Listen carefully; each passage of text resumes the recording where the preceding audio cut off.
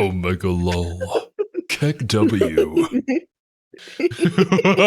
Hello everybody, and welcome back to another Arknights video. This time, we're going to be diving into the iceberg. Now, I have seen a few comments talking about how some of the information by now is a little bit outdated, but I'm sure when we get around to those things, you guys can fill us in on them in the comments. This video is the movie feature-length thing, so we're probably going to have to split this up into multiple parts, as most of you guys who've been here around the channel will know, so yeah, look out for those. We'll probably continue this next week, and maybe this will be 2 or 3 parts. Depends on how much we yap. So I have a question first before we start.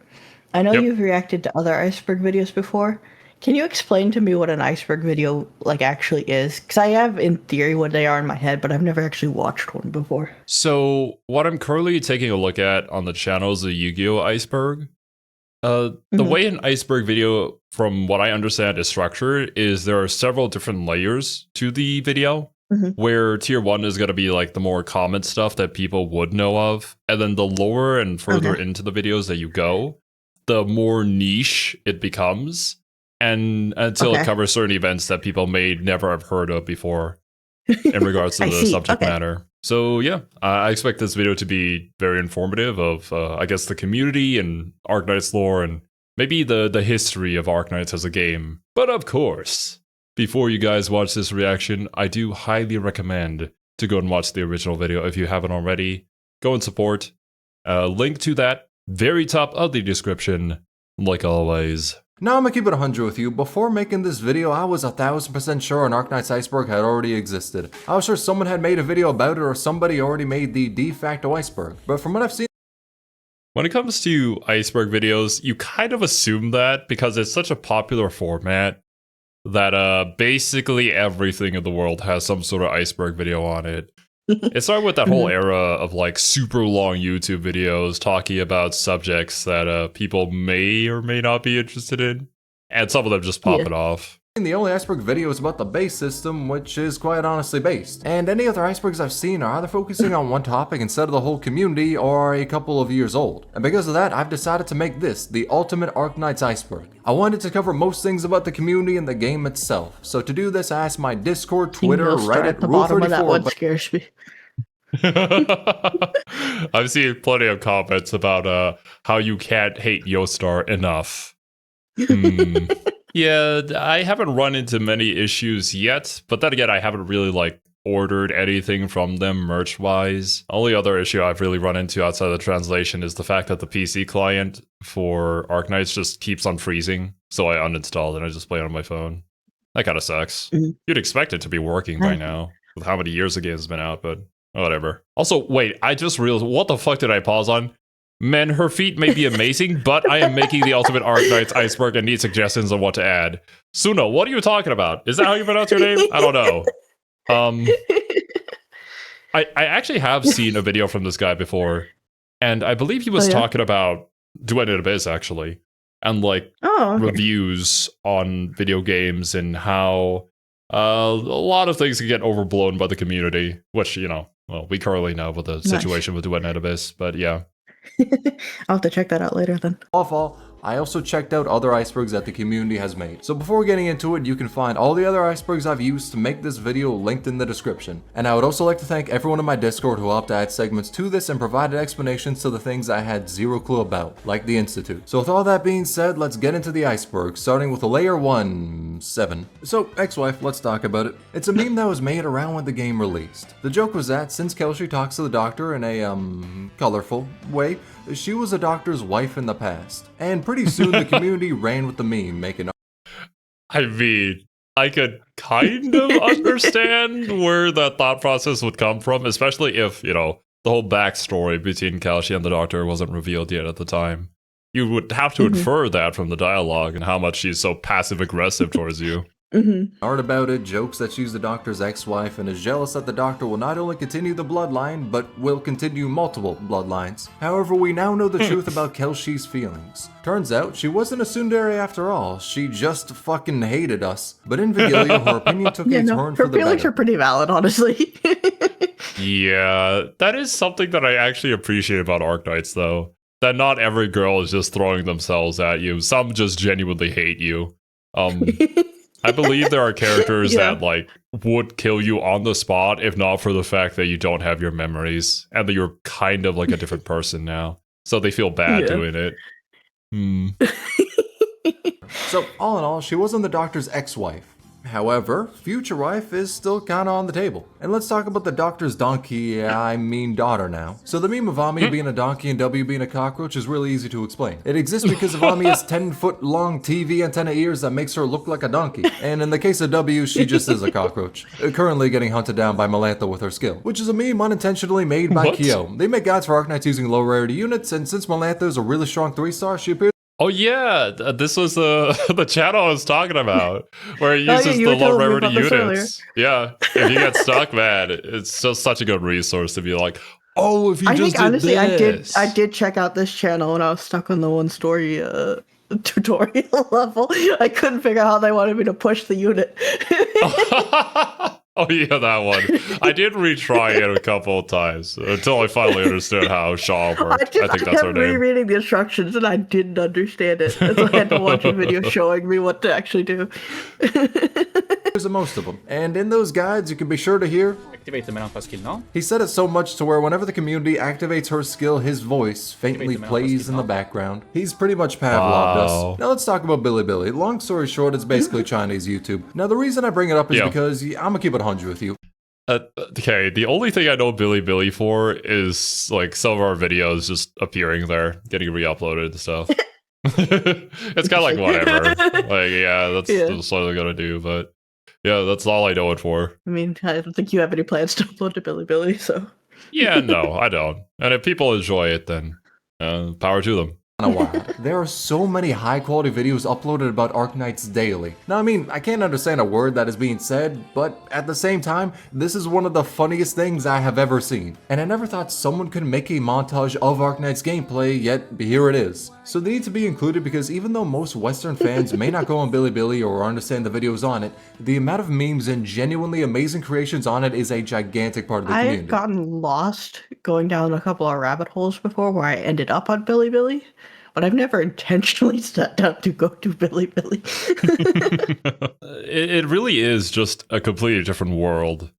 A lot of people don't really think about it, but yeah, other places in the world will have very different views on things and very different community outlooks. It's I know it's a shocking fact, but thinking about it, like, duh, you don't really internalize that fact, though, until you actually see it. Or actually, you know, go out to the country that you thought was a certain way, and then it's like a completely different thing. That's why in my videos, whenever, like, a fact or something is mentioned about a particular country or something is said, like, oh, you know how it is over there, I will say I don't, because I've never been there, or I don't have, like, a friend from there who directly tells me that it is indeed that way. So I'll just, I'm just going to say I don't know. We got to collect more friends. We need a friend from all over. Yeah, I mean, our group is pretty international, so I guess that's just part of our theme. Like I say, the last time I think I ended up on Bilibili, I was going through a rabbit trail of just like VTuber rigging like models and like looking at how they were rigged, and I found a bread VTuber. I was watching the demo reel of it on Bilibili. You can make anything into a like VTuber. Little bread rabbit ears, like a baguette. That sounds delicious. It was a cute model, actually, and well rigged.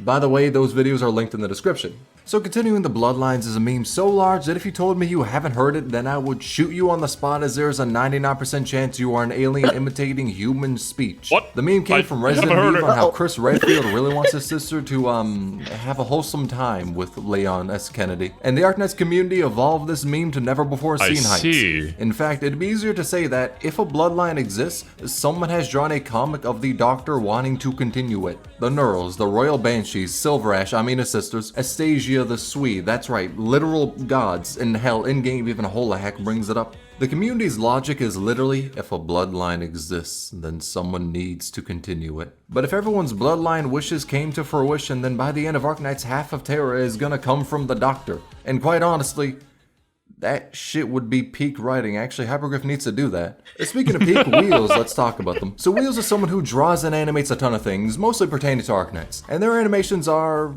well, yeah, let me just say this. There's a reason they're at the top of the iceberg. Everyone's seen them. Like, deadass, I got friends who ain't even heard of Arknights before. Hell, they refer to it as Ark of Knights, and them motherfuckers still know about WD. Ark of Knights? Possibly because I always spam the skill issue gif of her dance to them, but that's besides the point. That is a good gif. I've seen this art in the gifs of Discord when I just search Really? Yeah, I've never seen any of this, and I'm so out of the loop. Everyone knows about Wheels' drawing, so much to the point where they actually worked with Yostar and did the animations for a fair bit of live streams. So it's pretty normal to say that they are one of the most well-known artists in the community. And little side note, the Shadowbringers animation they did is my favorite. They absolutely cooked in that one. And the idea of Amiya being the Warrior of Light is perfect because hearing her say this line would make me reach nirvana. Know that I'll kill your god if I have to, maybe even if I don't. What? God damn. Calm down, 2B. Jesus.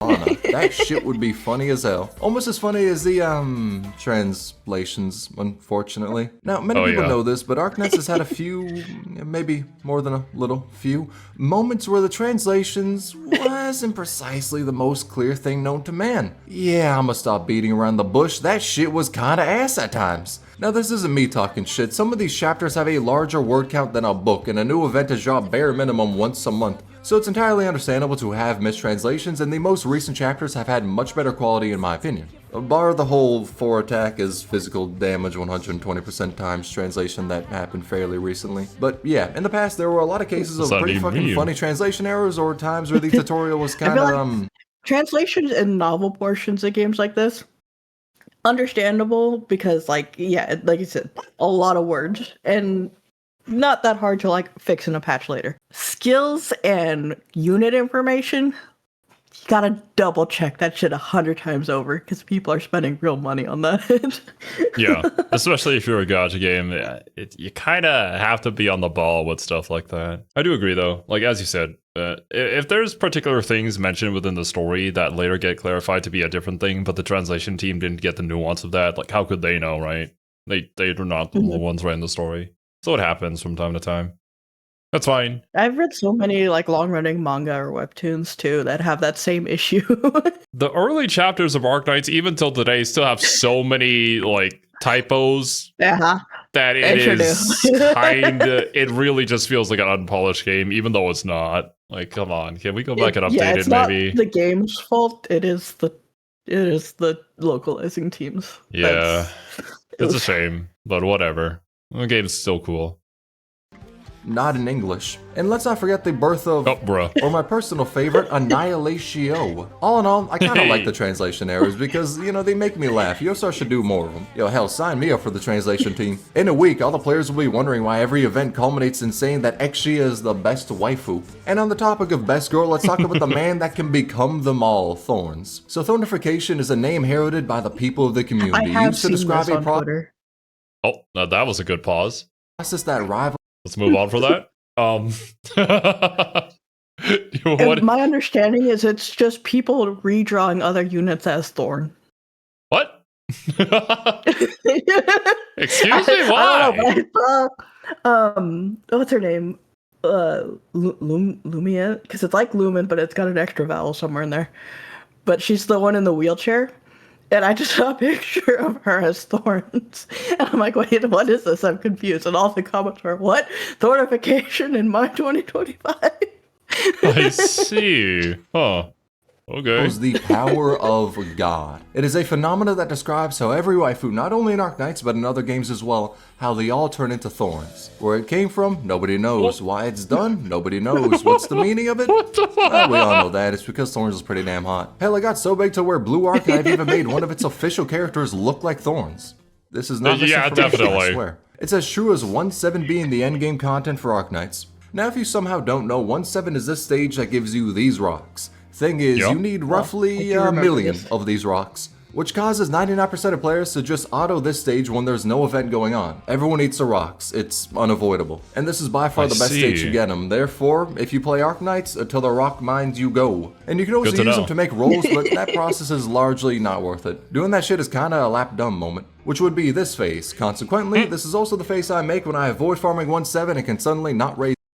Lapland stares at you seductively. What do you do? Run. No. I don't know much about Lapland. I just remember like looking at her operator information in the selectors and it being like, yeah, she might listen to you if you tell her to do something. Maybe. I guess she's just loose cannon. Lapland from one of the selectors because I remember people saying she was a good unit, but I haven't like used her actually. Any operators due to a rock deficiency, but it was made for this art trip by this person, and since it was funny as fuck, the community started using it everywhere. Now, we're talking about lapdom, let's talk about one of the dumbest times for the entirety of the community. So, after the first anniversary livestream, there was a secret outro, and in this outro it displayed the art of 6 future characters yet to be released. Thorns, Mountain, Golden Glow, a Cheeto, Suitor, and Saga. And where the entire community got played for fools, kind of their own making, was Golden Glow. The only thing we had to go off of was this little art of hers. She appeared nowhere else prior to this. And people started saying how she looks like Corone due to her dog ears. She does. And since we didn't know her name, people either called her Pink Dog or Pink Corone. And this was her name for a, long time. The thing is, that reveal was around April 27, 2020. We didn't get her banner until February 15th, 2022. It took almost 2 years between when she was revealed and when we got her. And when she was revealed, the NDA was lifted, and that's when her artist, Nami, opened the floodgates. For damn near 2 years, every single person in the community was calling her Pink Dog. We thought she was a dog. Then Nami came in and revealed the truth no one was remotely ready for. She was a cat. She had to. For years, I was unable to do anything but watch the internet set themselves up for betrayal, making memes of my girl being everything but a cute cat, and it is the most surreal feeling. Endured it for my girl. She is worth it. Man, you're sitting on that inside joke for 2 whole years, like right? Every single time somebody mentions Pink Dog, you just like laugh a little bit, then you try to hide it. They're like, "Oh, well, what's up with you?" No, nothing. Don't worry. Just keep on going with your business. I feel like those are the hardest NDAs. Like, it's so prominently everywhere and so incorrect that every fiber of your being just wants to say something, but you can't. I mean, this is pretty impressive, but for those of you who know SNK lore, the whole thing with what's his name again? Oh, god damn it. K9999. Yeah, K49. Is there someone else? I think. Yeah. Yeah. And that being kept secret for I don't know 10 years. And everybody there wasn't really anything behind it either. They just thought it would be cool. We just didn't talk about him anymore. What? But it's a fun story in the end, so yeah, neat. Sit back and watch everyone call her daughter a dog as she was under NDA and was unable to reveal the truth, that she was instead a Scottish fold cat. Now, in defense of the community, Scottish fold cats are like fucking dog weeaboos, so I think we get a pass on that one. But that is what birthed the legend of Pink Corone. On the topic of not fully understanding who or what an operator is, let's talk about Ansel. Now, say it with me, I know you're thinking it, would. But before Art on Rule 34 reveals this to you, let me either break your heart or make you reach nirvana. It kinda depends on the person. Now, Ansel has beautiful pink hair, some of the prettiest art in the game, and is all around peak. Oh my god. He's a guy. I haven't seen his skins. Yeah, I never did either. Yeah, I always thought he was a guy, but I guess some of the art would suggest otherwise. For too long. We're immune to a basic trap like that. That is true, yeah. Now with that, you were either like this or like this. Now, depending on the person, either you're welcome or you should have been gay. Skill issue, to be honest. Speaking of skill, let's talk about One Piece. This is a self-imposed challenge where you're only able to have out one character at a time. Is there any reason to do it? Nah. Does it look cool as shit? You're goddamn right it does. So One Piece are literally just a genre of a way to clear stages. I mean, there's many different genres. Either Defender Knights, where you only use Defender, Caster Knights, Niche Knights. If there's a challenge to be imposed on oneself, you can be assured that the Arknights community has done it. This is the most... I mean, it's really cool that the game allows you to do stuff like this. Like, it's not forcing you to play in a particular way. You can strategize around whatever you want. Probably depending on the stage and whatnot. But of course, if you get your character super strong enough, then yeah, some of these challenges could be really fun. Productive masochism I have ever seen. I never thought clearing a stage while only using one towel would be something people thought to do, but I'll be damned if it ain't kinda amazing to watch. Something else that's amazing though is the beans. Let's be honest, we've all seen them. I ain't really gotta explain what the beans are. Hell, I've seen more art of the beans than regular art of the sweet siblings, I've seen these, which then made me question something. Oh, these little guys. They have them for Enfield too. We're just carrying them over. Who made them? I thought Wheels did, as they've done some bean-oriented animations for live streams, but when I asked them about it, they said that South AC made them. Then I went to ask South AC about it, but Oh boy. yeah. So instead I messaged them on Pixiv and found out 10 days later that the last time they uploaded on Pixiv was a year ago. So they probably ain't ever gonna see that message. In terms of my non-interview sleuthing, I couldn't find any art they've done of the beans. So if I were to hold a guess, I'd say that they were commissioned to do it for official merch. Regardless, they're the creator of the beans we all love, so make sure to follow them, especially because their Sinclair art is peak. And another thing that's peaking is the last node of layer 1 is Mostima's tongue. I'm not gonna cap, saying that out loud was much weirder than I thought it would be. So the premise of this one is simple. Mostima has a blue tongue. Why? Well, her Elite 2 artwork shows it to be bare minimum canon. Now if you ask me why it's blue instead of, well, fucking not blue, I really cannot give you an answer. Most I can say is, your boy ain't really complaining. Let's move on to layer 2, instant noodles, which describes the harrowing, evil, and downright insane action the doctor did. The action was putting instant noodles in their mouth, still solid mind you, then taking boiling water and dumping that into their mouth, which then instantly cooked the stale noodles, which were then eaten. Now, that is optimal, but it's also pretty fucking crazy. Why would you do that? On top of it is, apparently, this shit was done at 4 a.m. Kelshi was the one who specified that, and she even went so far as to say that the doctor was really good at it. Which means not only was this shit done once, it was done enough to get good at it. Now you I think there's something wrong with the doctor. Oh yeah, I'm sure a lot of people would agree. Look, this guy. We learned lore about him, and he's like, yeah, I'll give you this weapon of mass destruction so you can spread originium across the entire planet. Do with it what you will. And then the other side of him, cooking instant noodles in his mouth with boiling water. Why? Oh my god. It's crazy. You think to yourself, this is but a simple jab at the doctor by their ex-wife. Yeah, no, it was confirmed in Shirayuki's operator record. In fact, she even called it genius. So yes, this shit is canon. Genius. Directly heats instant food in mouth with kettle. Genius. That is a word you could use to describe it. I would not. I mean, I would be in awe if I watched it too, I'll be honest.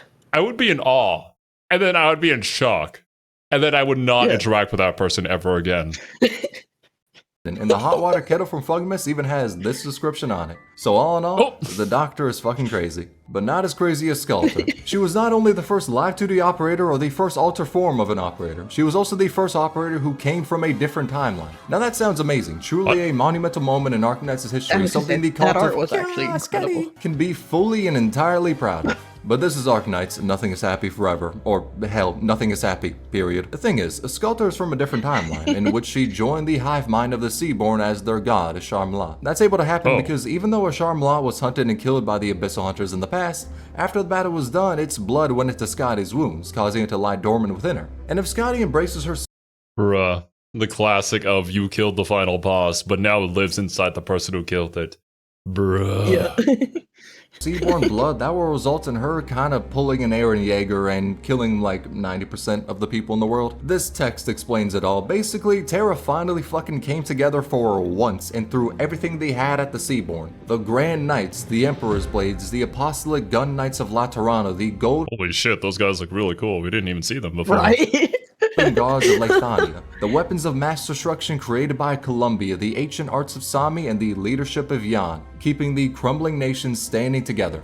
Yet, they were not a match for the Seaborn at all. Humanity only got a singular city to survive in, a stronghold, after Kelshi begged the Firnamuts, the Beastmasters, and used all ancient technologies just to build a last stand against the Seaborn. A race of creatures that are a hive mind which evolves after any combat encounter, spreading their knowledge on how to kill whatever hunts them. And Sculptor is leading them all so she can reach the Doctor. I never thought of it that way, but with that description, yeah, they're basically the Tyranids from 40k. That makes a whole lot of sense why they're so scary now. I don't know what those are, but... So, oh well. All the references I can make here that are like directly linked to Tyranids you haven't seen. So, we got a stumped here. Just imagine like this race of bug-like creatures that consume all organic matter in their path and do not stop and feel no emotions or fear because they're all controlled by one massive hive mind that is somewhere in the distant galaxy. And peering into that hive mind makes people go mad. Sounds awesome. It is. I'm so glad I'm not alive in the Warhammer 40k universe. Thank goodness. Or Arknights, for that matter. She loves the Doctor, which then caused an obsession when she turned into a Sharmala, where she wanted to be with them at the cost of humanity. All of it. And her voice lines confirm that even with the last city, the Abyssal Hunters have died, and so have Kelshi and Amia. In fact, all the Doctor's friends have died. Sculptor is the worst possible timeline that can happen. If she becomes a Sharmala, then everyone will die. The Seaborn are just too strong. In a nice 3 ending, we see Best Boy Mizuki pull up and save humanity, but if he hadn't done that, everyone would die. But that's a different timeline from the Sculptor one. Thankfully though, canonically, neither of these timelines have happened. Granted, it still always can. Scotty's kinda a ticking time bomb. But since this topic is a little too depressing, let's move on to the person who made our savior Mizuki. As I said prior, Nami is the artist of Mizuki and Golden Glow, basically their mother. And my lord, she shows her motherly love often. On her Twitter, which you should follow by the way, you can see many posts where she asks about Mizuki and Golden Glow. Their plushies of Mizuki. Check out her, because her art's awesome. Yeah, this art does look really cool. Plus, also, the tweets are just kind of funny. Advertisements of Golden Glow, risk 18 clears with them. This is how Twitter keeps trying to pull me back. I hate Twitter, but man, there's such cool art there. There's great artists. Just like follow them only and only go in the following tab. Because any other tab outside of that is just dog shit. Or Mizuki's soft armpits. And also What? Mizuki in a maid outfit, and yes, this is peak, we need it as a skin. But she has been very prolific with her love for her characters, and Golden Glow decided she did not give a damn about that fact. When Nami went to roll for her, she decided to aim for max potential, which ended up costing her about 587 pulls. Oh, no. Well...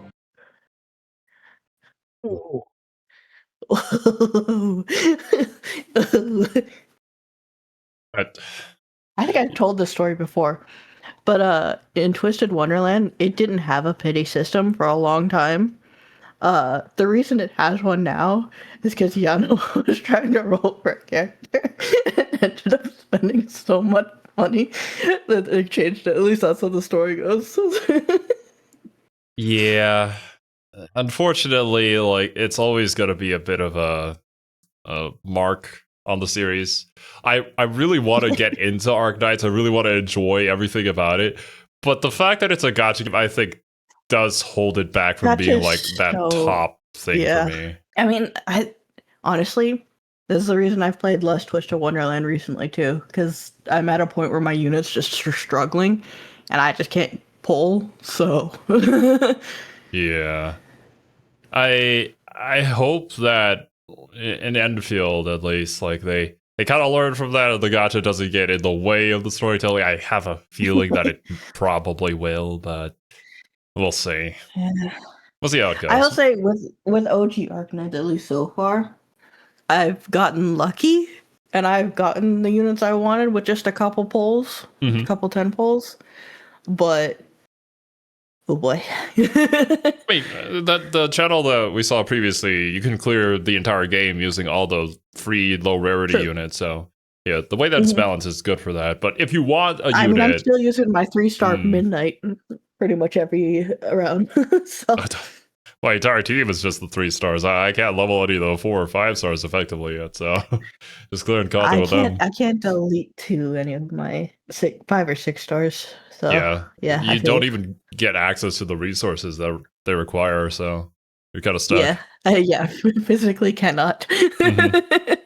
It wasn't about that much, it was actually specifically that much. And that only gave her 5 copies, so for the last potential she used class coins. But that stream showed us 2 important and beautiful things. 1, Nami's love for her children. She is willing to do anything to max potential them. It is really beautiful. And 2, we got to see the strat Hypergriff uses to get back all the money they spend hiring artists. Yo, truly it's a god-tier business strategy, on the same level as the KFC collab. So KFC's canon refers to these skins we got in the past from the collab. Now because of that, KFC is essentially canon in Arknights. The wild part is, this was meant to be some big hidden secret whatever the fuck because it happened years ago, and after placing it on the iceberg, they kinda just did the collab again. Now I'm not saying they did that because I put it on the iceberg, but I am saying that y'all should thank me for giving global players another Exia skin, as originally only CN had the collab and global didn't get the skins. It was like, why is it always with these like food companies that only CN get the skins and everybody else just misses out on them? Why can't it just be global? What is the issue there? Right? Probably some sort of laws. I have to imagine it's some sort of legality reasons, but damn, it's true.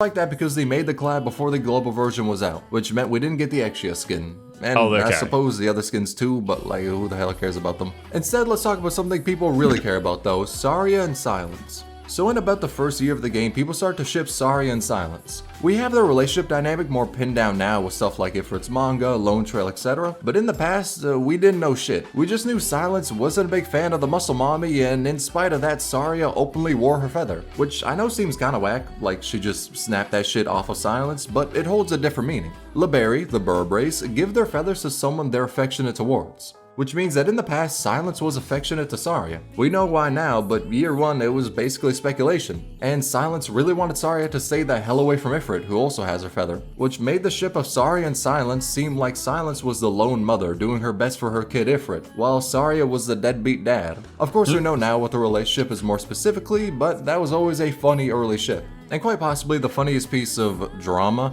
was easily the Arknights designs are over-sexualized. So this was a fun one. Hell, I even made a video about. Are they? Maybe there were things in the past about it, but like, I don't think any of this compares to what Azure Lane is doing. I was gonna say, I think we have come up with some gacha games nowadays that is all they do, so. Yeah.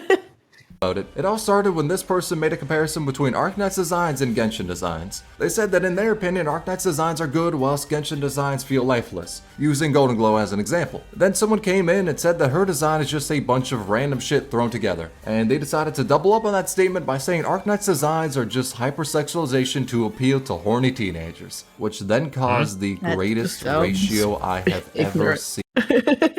Okay, hold up. This is just the whole like gacha game tribalism. But I'm not surprised it's a Genshin fan. Oh, damn. Damn. Okay, one person does not equate to an entire community. No, but that's true. I will say, and I'll throw a couple more under the bus. I would say all MiHoYo and WooWa fans also have very, very strong tribalism and are very dedicated to their game in particular. And are very keen to put down anything else. This is once again reasons why I wanted to leave Twitter, because it is fucking toxic and I'm sick of it. Yeah. I think all fandoms kind of have this to a certain extent. But probably because, well, we do interact with gacha games and whatnot, that we do see this. I think it also has to do with the fact that, you know, gacha inherently makes it so you have the sunk cost fallacy. Yeah. We've talked about this before, for sure. Yeah.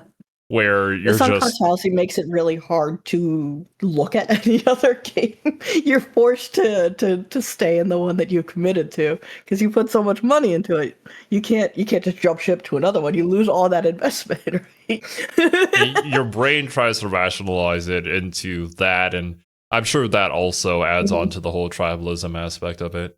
Well, I mean, if you can't really a jump shame. ship, then your ship has to be the best ship, right? Doesn't have to. You could enjoy everything. I don't know. But if you're like too deep into it, I get it to an extent, but I would never make my opinions about this total. Like, I don't care enough about what other people think about something to go out there and argue with people about it. Fortunately, the nature of the gacha model really breeds that mentality. Yeah. And the studios themselves that make these games, especially these like big 3D ones like Genshin, like Wuwa, don't want to do anything to stop it. That's profitable. Yeah, and I think I definitely hold MiHoYo and Kuro accountable for their fan bases to an extent, because I think they are, in their marketing, in their development strategy, playing into that and playing that up. And I think that is part of the reason the entire gacha medium right now is so incredibly toxic. Just look at the Japanese idol industry for an example of outside of gacha.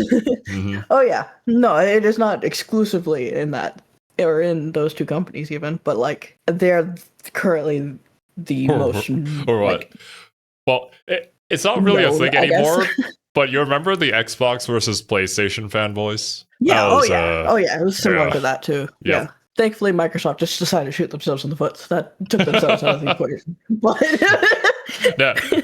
what is it? Nintendo versus PlayStation. Actually, I think the Nintendo people never. are just. But this is again why I say companies play a big part of this, right? Because PlayStation and Microsoft really fed into that competitive. It's like Android versus Apple, right? They feed into that. Whereas Nintendo has never gave a shit. There are a lot of problems with Nintendo, but they never fed into that shit. And which is why Nintendo was always that kind of third party that people looked at because it's in that same race, but it was never part of that rivalry. They're just shitty to their fans. They don't throw shit at other people. A lot of other problems. They just throw shit at their own people. Nintendo is the gold standard by any stretch, but in this one specific example.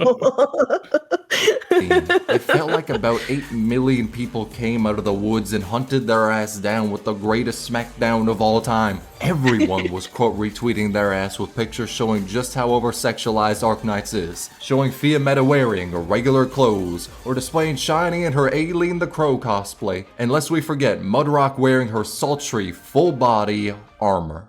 Yeah, long story short, the community had a fun time cooking them. And honestly, the cherry on top is no one was really mad at them. I mean, some people probably were, but for the most part, people just... Okay, I'm still mad at the Rosaria Booba nerf. What the fuck? I mean, that's an entirely different argument, but...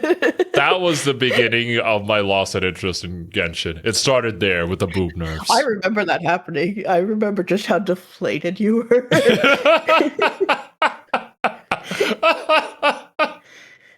I mean, why else would I be playing that game? They're showing Project Red, though. Project Red's one of my MVPs right now. Really? I don't have Project Red yet, but they do look like a cool She's character. Just a really cheap deploy unit. Whenever I need, I'm like, shoot, I need a unit here now. It's always her. And that's it. For once, internet drama didn't dissolve into death threats and doxing. It was just a fun time. So all in all, it was a wholesome moment where the community came together and showed how Arknights designs weren't oversexualized. That cat sitting on the chair looks like a boss. That is one cool cat.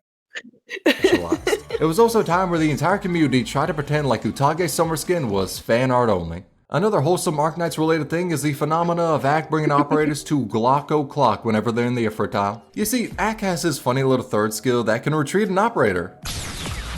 Oh shit! Forcefully. Which has made many dub him as the imposter amongst Rhodes Island. And people have used his skill to great success. The succession being the murder of anyone who dares enter into the Ifrit tile. Now you may ask me, what is the Ifrit tile? Well, it's a tile for Ifrit and her unique range. And from there, you may ask me, why did Rosmantis have to die? That wasn't a good tile for Ifrit and she wasn't even in the squad. And to that I say, ask 777 Ucky, not me. Speaking of Ucky, god gods, let's talk about them. And yes, Ucky is a god. There is no better way to finish this stage. But this point of the iceberg exists to cover all the channels that made Arknights honestly bearable at times, because there was no goddamn way in hell I was about to do pinch set without a fucking guide. But there's Kyosin V who's uploaded guides even since the game release. Same goes with Ekijin. Dr. Silvergun is a channel who completes many things with just 4-star units, and honestly, that shit is respectable as hell. I don't know which one I looked at anymore. But I definitely was. I used guides. I needed it. I needed help. I'm Brain so too glad. small. Never done tower defense before. Yeah, exactly. That these channels exist because, in some ways, it doesn't look like it. But I feel like I'm learning fighting games all over again. Right? You have to understand the mechanics behind how tower defense works and how, maybe the developers intended for you to clear it with the units that they've given to you. I don't see the path because I'm just not experienced enough. So yeah, having these helps out a lot with learning the game. I've never played any tower defense before, so I'm learning the genre and the game. Mind if I had to do that. And outside of the scope of guides, there's also many people who upload operator breakdowns, like E, which maybe isn't the best example as they've recently stopped making Arknights content. But even with that being the case, they were a great part of the community. Their videos fucking slapped, and they deserve all the success in making different content. And Ucky has stopped uploading videos. Though even with that being the case, many in the community still appreciate the work they've done and the memes they've made, like the Forbidden Book of Yeet. And when it comes to memes, Tactus has also been delivering them since the game's launch, making .exe, sprite animations, and character singing. He also translates and uploads Bilibili videos and gives the revenue to the creators from Bilibili. He even helped me out when I got a fraudulent copyright claim on a rolling video, so all in all, that motherfucker's my goat. Nice. Another guide creator is Peter YR, who was basically base god for EN players. They've shared a lot of resources and strategies on making your base as efficient as possible. And honestly, there's a shit ton more Arknights content creators I can mention, but the video is already like 2 hours long, so I'll just cut this segment short. And also because, Kukikaze literally made a video recapping all the content creators of the game. But I did want to talk about the content creators who've made videos for the game and have either helped the community through the most CBT-inducing stages, gave us funny memes, made the base more efficient for maxing out Exia, or handed out recommendations on who to build and who to avoid like the plague. One character you should aim for though was Jessica. Not for any gameplay incentive, nah dog. It's because she can fund the creation of a second universe. Let's talk about the richest cat. What? Now her father is the CEO of Raytheon. Long story short, big ass business. I see. I don't really have the resources to level her just yet, so I haven't used her at all. I haven't used her too much, but just from her base profile, she seems pretty funny. Lots of money. As a result of this, she can fund all of your limited banner roles. Due to her having enough money to buy heaven from God, many people have been speculating that the reason she has 3 skins and an alternate form is because canonically she owns Hypergriff and has all outfits in Terra. What we're seeing is only an infinitesimal amount of her wardrobe. You may think this to be a hyperbole, but think of this. Her father runs Raytheon, a weapons company, in Terra. The land that has a war every... Yeah. You're basically Tony Stark. Okay, I understand. Single month. Business is booming, and I mean that in a literal way. So long story short, that's how Jessica can canonically buy Rhodes Island with her pocket change. Hell, her garbage can probably be used to fund 8 different E2s. And on the topic of garbage, let's talk about the man that fell into a garbage collector, Kevin. So in the third Annihilatio, you can see a jetpack soldier have their jetpack malfunction and drop into the garbage collector. That's Kevin. In the past, him and Ethan were friends who wandered around the world together and decided to join Reunion. Though later on, Ethan left Reunion and Kevin became a Yeti Squadron member, which then led to his path of falling into the hole. Not only once, but every single time we auto this stage. He's basically going through a fucking re-zero death loop. Now some brave souls try to save him from this fate, and it was impossible, until Irene released. Her skill is able to levitate Kevin and allow him to go away from the hole and live a better life. That is, until he goes into the blue box and the doctor eats him. Which is possibly why it might be better to just let him live and drop into the hole. As in Ethan's operator record, he heads out to find Kevin. The two of them meet. Ethan gives him neuropathy medicine and sees that Kevin is living a normal life in Lungman as a soda seller. Then the two say their farewells and head off on their own paths in life. Kevin to continue living in Lungman and Ethan to continue being used only by doctors following Kyo's guides. I mean, come on, everyone follows them. Just like how everyone knows the torture of the early ads. Because I'm gonna keep it 100 with you, the early Arknights ads felt Mobile video game advertisements. What a thing. I do apologize if you guys watching this video on YouTube have run into a mobile game ad while watching. I can't control that shit, man. Some of the stuff YouTube allows is insane. I mean, it's got to be better than the one that I was getting where the lady's just talking about how much sex she gets. Where is this ad? And where can I find it so I can stay away from it? Don't know. I haven't seen it for a couple days. To kill the game on global. In my personal opinion, this game kinda good, right? But the ads made it seem like the shittiest gacha cash grab of all time. There was literally an ad that showed the characters getting their ass whooped in a stage, and the way to beat the stage was to not implement any strategy whatsoever, but to instead gacha for a 6-star. Bro, not only did they wipe away any semblance of strategy this game has in that ad, they also completely ripped off my strategy for clearing stages. That was some bullshit right there. But the ads did try to make the game seem like the horniest Coomer bait known to mankind that has throwaway gameplay you can clear by just grinding and leveling your units. Which actually makes a lot of sense as to why the ads were that way. I actually just came to the realization that the ads in Arknights were not a psyop to ruin the game's reputation on global. Nah, they just mixed up the marketing campaign with what Azura Lane wanted to sell their game as. Exactly. Well, Azura Lane knows its target audience. Well, and it has done it very well all these years. It's like one of the strongest gacha games out there for a reason. Despite the gameplay being not great. But yeah. I've heard it's got good art and good story. Yeah, it's got good story. That's why you play it, I guess. I don't know anything else about it. That's a different reason why you would play it. I think most people play for the waifus. And that's fair. Like, do what you want with your money, right? Yeah. Holy shit, that makes a ton more sense. Yostar must have switched up the advertisement guidelines for the two games. Jesus, after 3 years, I finally found out why they were so ass. Man, I feel like I know everything right now. Damn, yo, call me Kelshi. Or... I wouldn't be surprised if that is actually the reason. Because, like, they were already marketing one game like this, and this is another gacha game. So it's probably going to be in the exact same vein. We don't really have to take too much nuance with it. But no. No, completely different thing. Also reminds me of the situation with the original Fate visual novel, where they were kind of forced to put in the exchanging of mana scenes. Because, you know, visual novels wouldn't sell otherwise.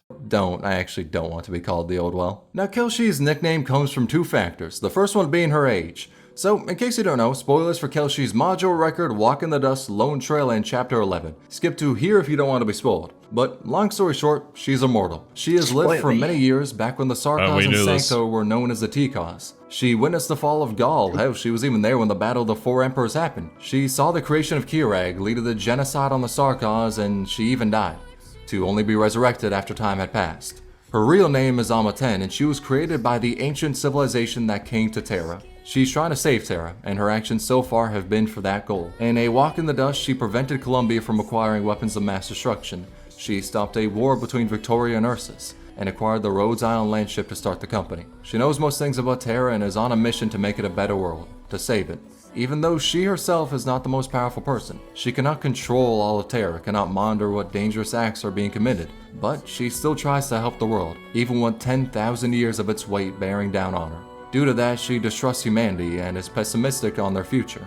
However, she has not stopped helping it, and her actions have saved the world more than once. And because she has lived for 10,000 years, the community decided to call her Old Well when her icon appeared next to this node's name. It was simply a skill issue. If you didn't want the moniker, you shouldn't have dropped right there. I know for a damn fact the person who made her... I'm currently working through for Lumen. I see. So she shows up there because it's the name of the place? I think it's just like mislabeling the UI is wrong. Oh, brother. Low light is disappointed in that play.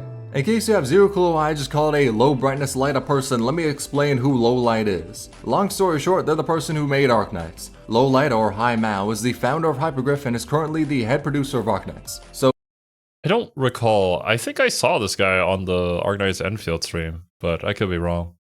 Long story short, yes, they are John Hypergriff. Now the reason Lowlight is here is because, yeah, on one hand they did make the game, but who gives a shit about that, am I right? The real reason they're here is because Lowlight is based as fuck. Let me give you an example. Someone made a deepfake video of him singing Bakamitai, and that shit became a meme. Fast forward to 4 months later during Hypergriff's year-end party, this Chad decided to play a video on the mini movie screen they have, and nobody could have prepared themselves for what was about to play. It was Lowlight not only mimicking the video of Bakamitai, but he was also singing it. And the memes don't stop there. Recently, someone made a post about the new event saying how they don't like the portrayal of rice crops being stepped on. They called Lowlight a royal descendant who doesn't understand the commoners' hardship. His response to that was simply, "What? I farmed before." He also got the title Pharaoh Okay.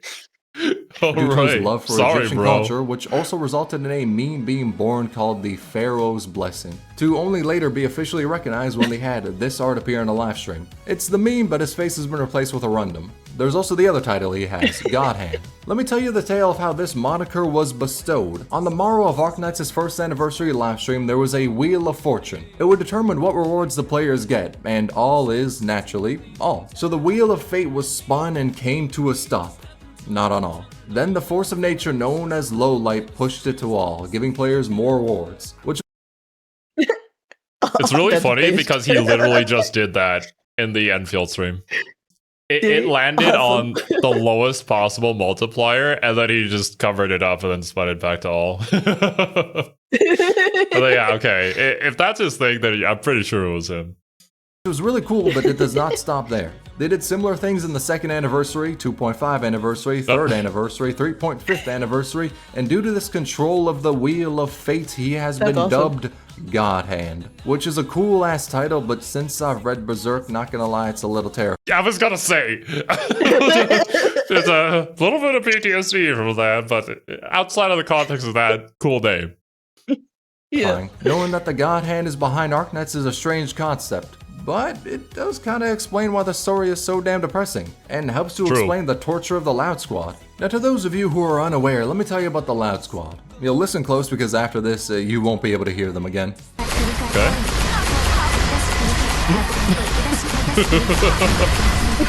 Yep, that's basically the explanation. You're welcome. Now Destiny is a funny one. We should just get all the characters that talk all the time, just constantly overlaying on top of each other. That's funny. In the past, they teased a collaboration between Arknights and Destiny 2, then followed that news up by what you're hearing now, silence. Because the Loud Squad made you deaf. I'm thinking that we're gonna get it, it'll just take some time. Because the Monster Hunter collab took forever before some stuff was officially announced. But some people are speculating it'll never happen, because has this happened yet? This video is like a year old, so maybe? But I mean, Destiny 2 isn't exactly in the best spot. It's stuck in corporate, like, limbo. Potentially. Those things can either fall out or eventually they show up out of nowhere and you're like, oh yeah, that was a thing. Yeah.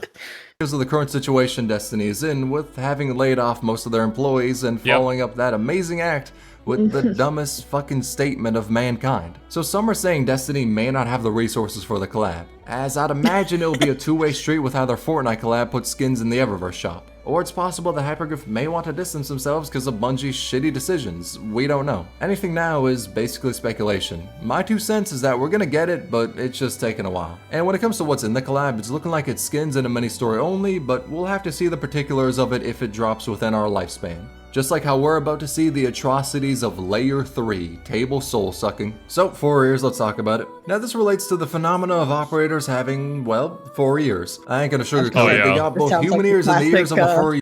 Classic anime. It's a classic. So which ears do you actually use to hear, or do you use both sets?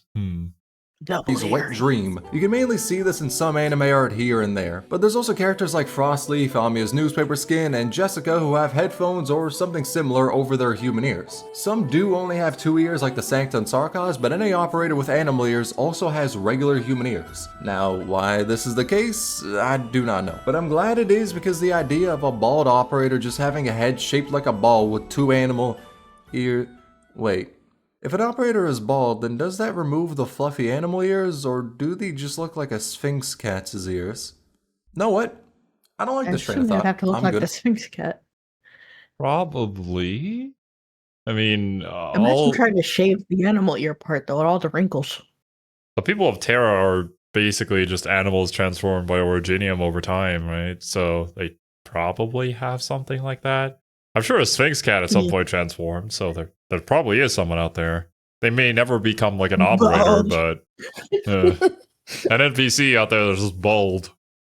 Abandoned. They're the ones in the helmets. Let's instead talk about something wholesome, ships. So in the community, many people ship many different operators. Hell, there's so many ships out there to where you can barely see the waters. I did talk about the Saurian Silence one prior, but this is going to be more broad. Let me just go through some of the popular ones. Texas and Exia, Hoshiguma and Shen, Silver Ash and Courier, Mastama and Exia, Lapland and Project Bread and Province, Ceylon and Schwartz, yeah, that one's basically just canon, Ak and Warfarin, Sora and Texas, the one-sided love, Blue Poison and Glaucus, and Franco with Liskarm. Yeah, that's not even 10% of the ships I've seen from the community. The Arknights community is one. I mean, those ships make sense for the ones of the characters I know of, because, I mean, they interacted with each other. And interacting with each other means that they are now in love. One of the rare cases where a community likes shipping characters with other characters more than the self-insert. Yo, FGO players can never. Let's talk about the Arknights mangas. Now, in case you haven't heard about these, by God, I'm about to give you so much reading material, because there's a lot. Road's Kitchen is about cooking, but it mainly uses that setting to just tell stories about the operators. And one of the chapters is actually the most wholesome story about Rosa learning how Zima and Gummy accept her and don't hate her, which is what I love to see from Arknights. There's many depressing stories, but getting the wholesome ones every now and then remind you that it isn't the most bleak story. There are good times. This is what I love to see. Just operators having a good time enjoying life.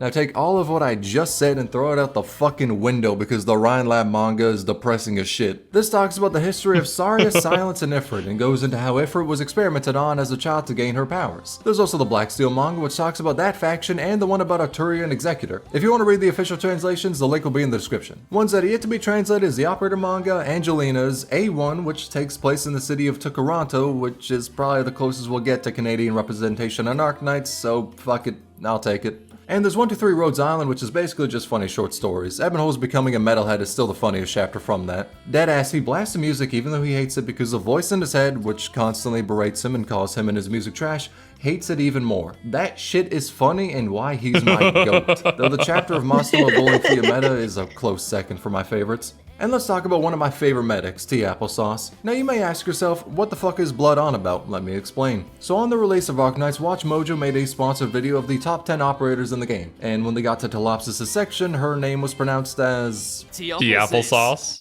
That. Tectone's reaction to the okay, let me actually hear this again. As... Tea Applesis. Tea Applesis. That. Tectone's reaction to the video helped popularize the meme, and the community ran with calling her Tea Applesauce as, well, that's what homie said. Now, I do understand his plight. Her name is deadass spelled like an old Lovecraftian god, so I can't exactly blame him. But at the same time, homie deadass said Pramanix's name like this. Brahmanix. Brahmanix. Honestly, this motherfucker's my goat of Watch Mojo. I ain't even gonna hold you. Now on the topic of Tea Applesauce, let's talk about the table. So this section is... it's gonna get the video demonetized. In the past, one of Arknights, someone made a drawing. In it, Blue Poison is given a cake to the doctor, one she made. It's really wholesome because Blue Poison says everyone is afraid of her because she can make poison, and they're especially scared of her food because they don't want the, Putin special, if you catch my drift. But the doctor accepts her and her cooking, and because of that, she makes a cake to give to him, one of the few people who is not afraid of her. As she goes to hand the doctor the cake, she notices he's asleep and decides to just leave it there. But turns out, under the table, Tea Applesauce is there and is, in the most PG-13 way possible, sucking his soul out of his Johnson. And because of that, many arts are made in which Tea Applesauce is, nesting under the table. Or arts where Blue Poison and Tea Applesauce are, seeing who could get the closest to the doctor. For legal reasons, I don't think I could talk about this. We're all talking around details, this, I see. Let's move on to another one. Let's instead talk about hot dogs, no innuendo intended. So hot dogs are people refers to this line from Kelshi and Lone Trail, in which she says that they got that name because hot-ass Peros were the ones selling them. Now you may question as to why this is fairly low, despite the fact it's said in the early chapters of a recent event, but to that I say, I know for a damn fact. This type of sausage sandwich was frequently sold in night competition arenas and food carts attended by scantily clad Pero females, or well-built Pero males. Literally hot dog. Nobody actually reads the story. Yo, thank the heavens Frostbite exists. Without him, half the fandom will think Anduin deserves to be forgiven. Let's talk about PureStream. She's an operator who released a while back, but on her release, the only way to get her was by buying the Wildlife Pack. It was $1 and gave you PureStream with 1 Origini Prime. They did clarify that she'd later be added to the recruitment pool, but for a couple of months you could only get her from that pack, which was a collaboration with the World Wildlife Fund, an organization that helps and conserves endangered species. And the funds that went to that pack were sent to the WWF so players could donate to charity in-game and also get a complimentary dolphin. And naturally, I mean, it's $1, you get a guaranteed character out of it, you support a good cause. I don't really see an issue with it. since your boy cares about the environment, I bought the pack as well. Also, because PureStream is essential to one of the best base combinations in game, but I will still claim that 51% of my purchase was for the sake of the world. After all, I hate seeing species going extinct. Oh hey, there's Passenger. The operator that is based on the passenger bird, which went extinct on September 1st, 1914. And Passenger's birthday is... oh, well, that's depressing. Let's talk about something September funny. 1st? No! He's hot though. Damn.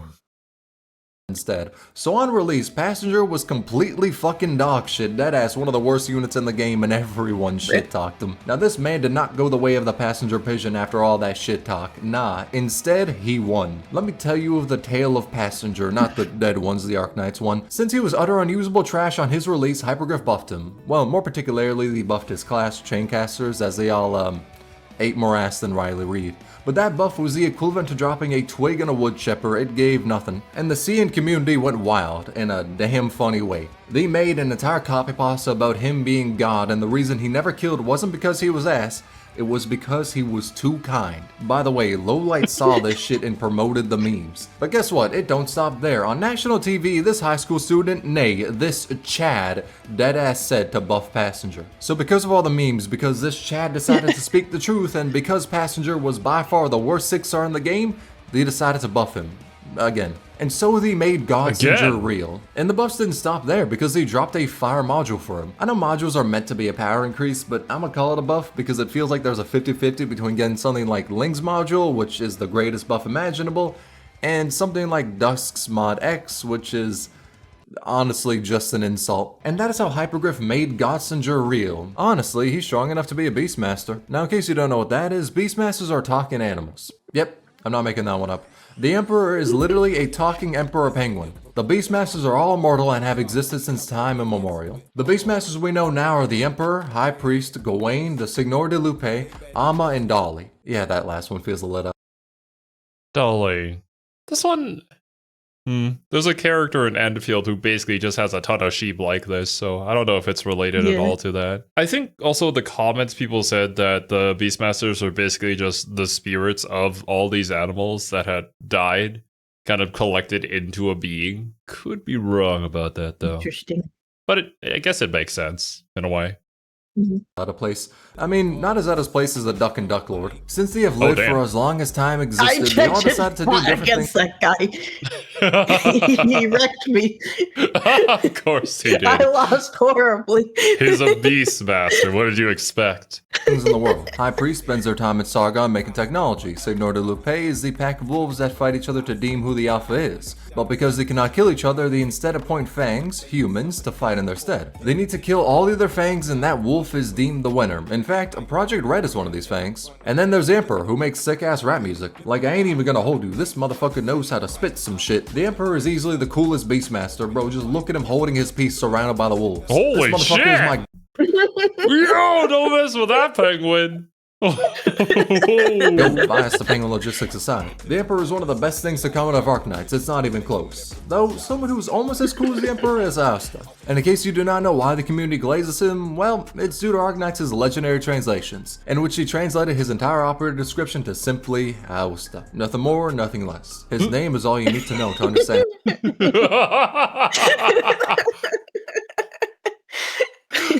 It's me. What you see is what you get. I don't know what else to say. How much of a Chad he is. It's changed now, but honestly I don't think there was anything to fix. It was honestly perfect. My man became a meme due to his Chad energy. And on the topic of memes, let's cover the copy pastas. So there exist many different ones that, for the sake of this iceberg and at the cost of my sanity, I decided to look up. Thing is though, I don't know if I could really even show this on YouTube. For a rundown, there's a Massimo one in which they're almost as down bad for her as I am for Rexia. One about how sex with Weedy isn't gay, don't question it. The Vaporeon one, but with Spectre as the focal point. The Tallulah one, and an honorable mention of how Thorns throws his sperm for his ranged attacks.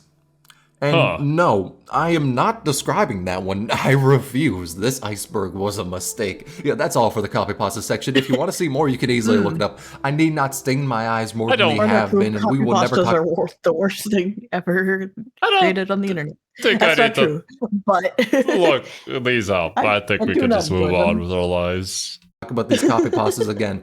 Let's instead talk about attack canceling, alright? It's a very niche tech you can use that stops your character from attacking. The way to do it is to use a skill that cannot be used right before you attack. That will cause the operator to stop their normal attack. The best use of this that I saw was a strat for a high risk in CC9 where they had Gladgy attack canceling so she didn't hurt the enemies that essentially have thorns.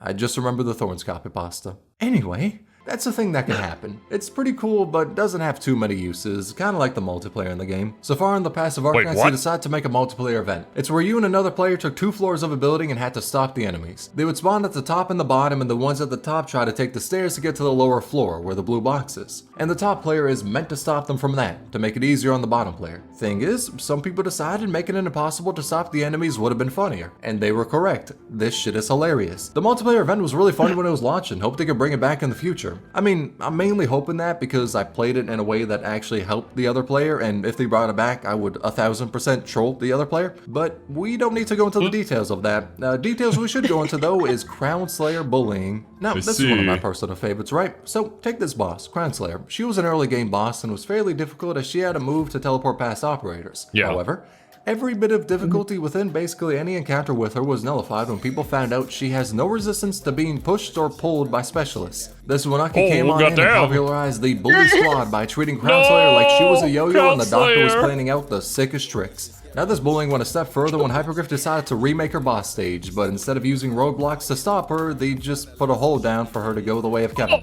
Yeah, lest we even talk about the new levels of Crown Slayer bullying that happened after Shu was released. Homie isn't having the best time as of right now. And this isn't how much story-wise either, because she got her mentor killed by Project Bread and Siro Kusano, and then had Project Bread run her pockets. And lest we even talk about how in the main story and anime, Kelshi whooped her ass with the most bored expression on her face, even needing to stop Monster from turning her into a shadow. In gameplay, anime, and the story, she has been bullied in every single adaptation. Hell, if a live action was made, the person who gets casted for Crown Slayer is probably going to be sweating bullets, as they know they are not in for a fun time. What'll happen to them is going to be live streamed on Zero Sanity memes. Now, there's 2 descriptions I could use to detail what Zero Sanity memes is. The first is that it's the meme subreddit for Arknights, where people post out funny videos and pictures, etc, etc. You know how memes work. The other descriptor is that it's an affront to God. At times, most times that is, it lives up to its name of Zero Sanity.